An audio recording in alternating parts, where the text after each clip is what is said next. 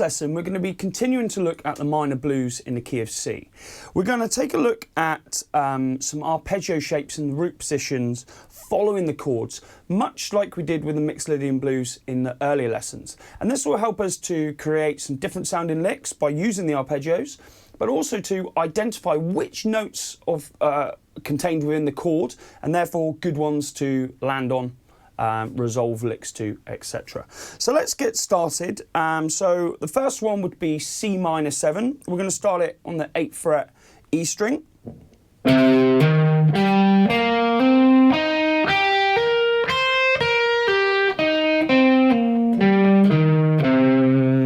Then we'd have F minor 7.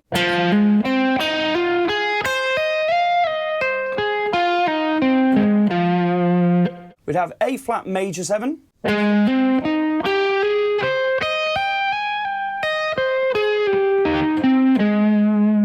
And we'd also have G7.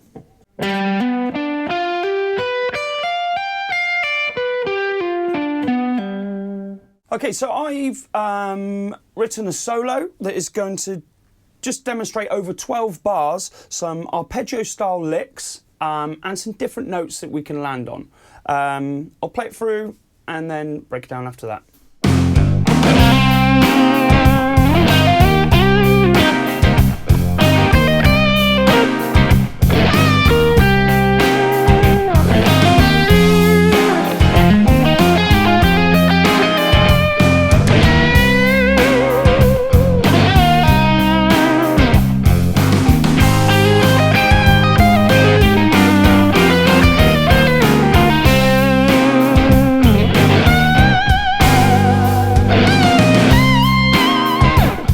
Okay, so I'll start this solo off in position 4 of the C minor pentatonic scale, and we hammer on 3 to 5 on the G string. I'm then going to move up the fretboard into position 1, and I hammer 8 to 10.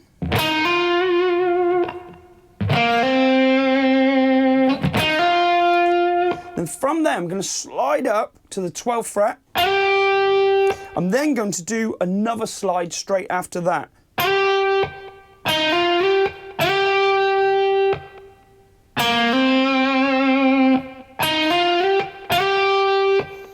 We then do a pull off from 10 to 8 on the same string.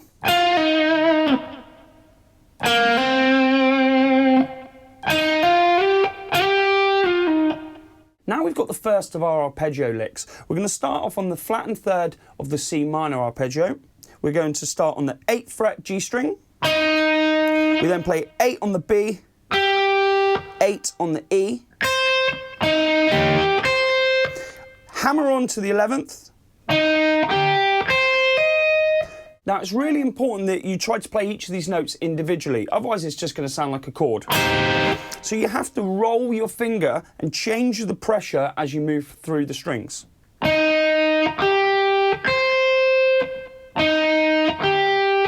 So start off on your tip and then just roll it down. So you're playing the high E string with this part of your finger.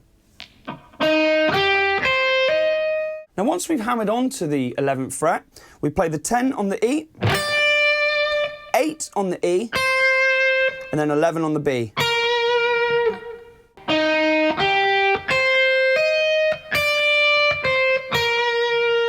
We then do a bend and release on the 10th fret E string.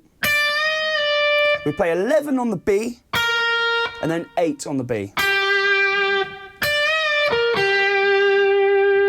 Now we're going to be looking to change to the F minor 7. So we're just going to do a little lick that will lead us into one of the notes of the F minor 7 chord. So we start on the 8th fret G and we hammer to the 10th.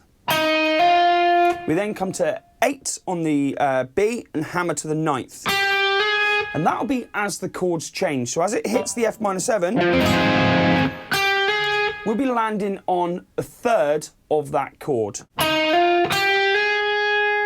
We're then going to look at an F minor 7 arpeggio that adds in a couple of extra notes from the scale. So we hammer on 8 to 11 on the A.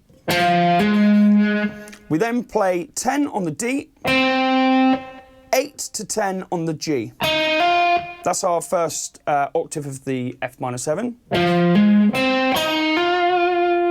We then play 9th fret on the B string and pull off to the 8th.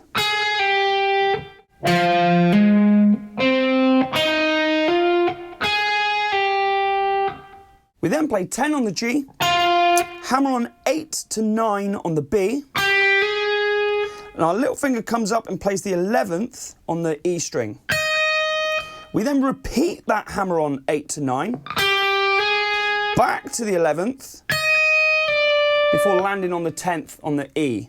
So I'll play that arpeggio lick all the way through.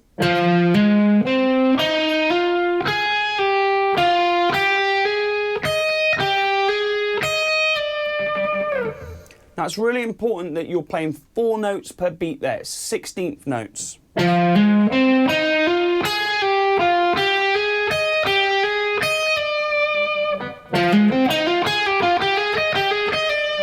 Might take you a little while to get it up to speed, but just stick with it.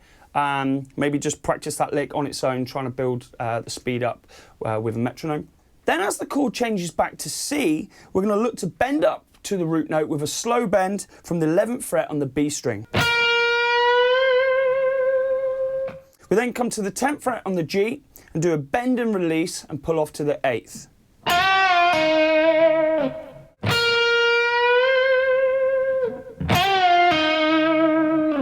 Now we're going to come up to the turnaround where it goes to the A flat major 7. And we're going to play an A flat major 7 arpeggio. Now what's important with this is the timing. It starts on the offbeat, so it goes 1 and that's where you start the lick. And the lick is all 16th notes, 4 notes per beat. So we start off hammering from the 12th to the 13th on the G string. We then play 13 on the B, 10 on the E, and hammer on to 15 on the E.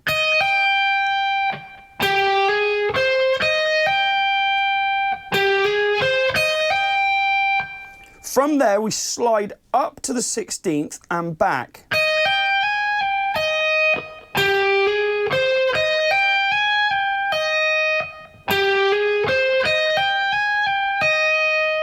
After we've done the slide up and back from 15 to 16, back to 15, we play 11, 13, 11 on the E, hammer on, pull off.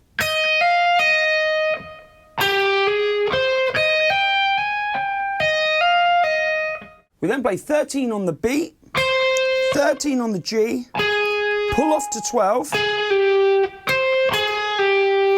13 on the D. Then as the chord changes to the G7 sharp 9, we're going to land on the 12th fret D string, which is a D note, which is the 5th of G. So as the chord changes, you want to slide from the 13th on the D down to the 12. I'll play the A flat major 7 lick all the way through.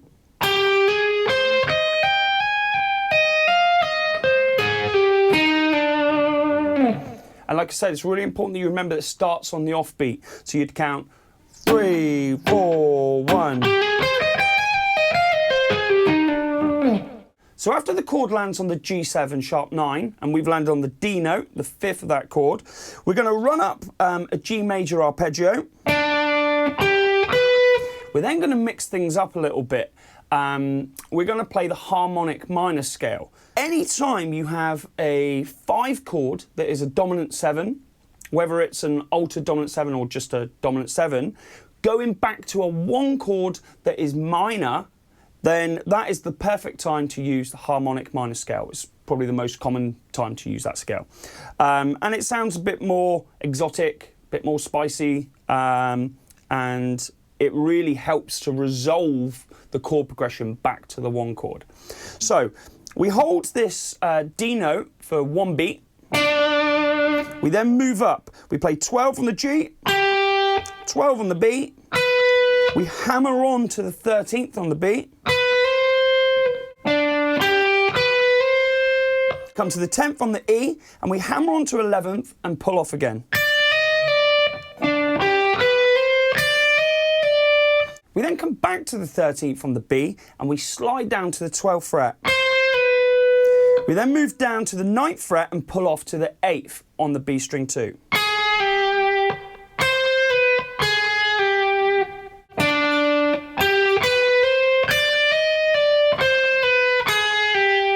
We then pull off 10 to 8 on the G string, and as the chord moves back to the C, we land on a C note.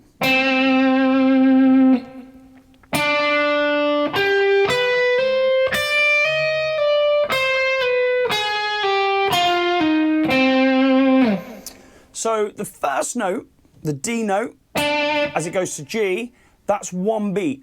The rest from beat 2 are all 16th notes, 4 notes per beat. Okay, so we've got back to our C minor 7. Now we've just got one final chord change, which is where it goes back to the G7 sharp 9 before coming back around and repeating the 12-bar progression. So as we've just done some more, I wouldn't say speedy, but busier licks, I slow the pace down a little bit at the end. There's lots more I could have done on that last chord. I could have done another big run, spiced it up, but because I just did, you know, a fair few notes, I kind of felt like it needed to ease back a little bit on this bit. So it's nice and simple to finish off.